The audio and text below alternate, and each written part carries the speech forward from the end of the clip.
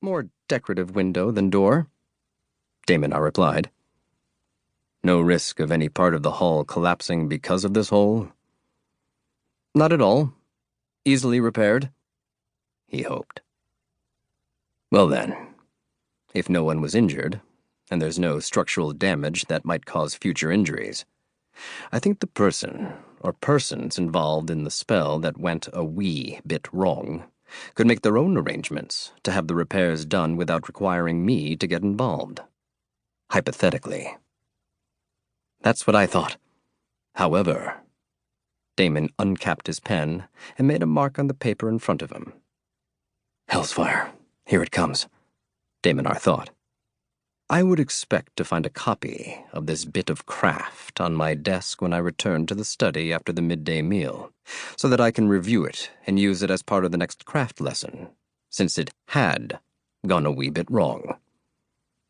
Damon looked up and gave Daemonar a smile that made the boy's knees turn weak. That's a sensible idea, Daemonar said. I'm delighted you think so. The words were purred, and that in itself was a warning. Daemonar closed the study door, smiled at Beale, the red-jeweled warlord, who was the hall's butler, and Holt, the opal-jeweled warlord who was Damon's secretary, and strode across the great hall, heading for the staircase in the informal receiving room. Once out of sight, he bounded up the stairs and ran to the part of the hall where the other youngsters waited. 7 of the 22 girls who were now living at the hall had been involved in whatever had gone awry. The rest of the girls and the 14 boys, who also lived at the hall, had come running at the sound of something going boom. Everyone had looked at the remains of the table that had held the items used for that spell, then looked at the hole in the wall. And then the other 35 youngsters had looked at him.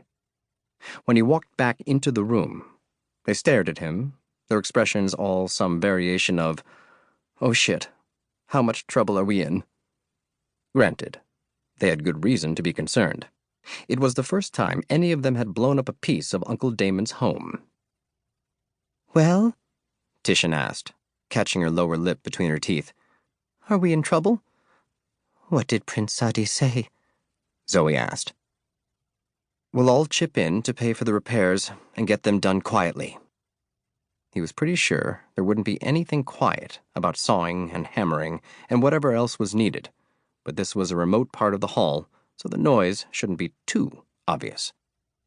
Zoey, write out what you and the other girls were trying to do, what you used in the spell, and the steps you took before things went. Out the wall? Titian suggested. Yeah, that. Don't leave anything out. I'll slip it on Prince Sadi's desk when he's away from his study. Everyone sucked in a breath. It was Jet, one of the young Black Widows, who finally said, Why tell him what we used for the spell? Because that was his price for allowing us to take care of this ourselves, Daemonar replied. When Beale and Holt walked into his study, Damon kept his eyes on the paper and continued to write random words, as if this conversation were casual enough not to require his full attention. There is a hole in a wall? He asked mildly. There is, Prince, Beale replied. A big hole? A hesitation. Big enough to require repairs, but small enough that it shouldn't require reconstruction of the entire wall. I see.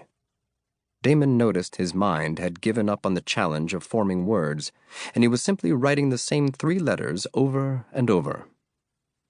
No one is at risk from falling debris. I checked, Holt said. When Damon looked up, he shrugged.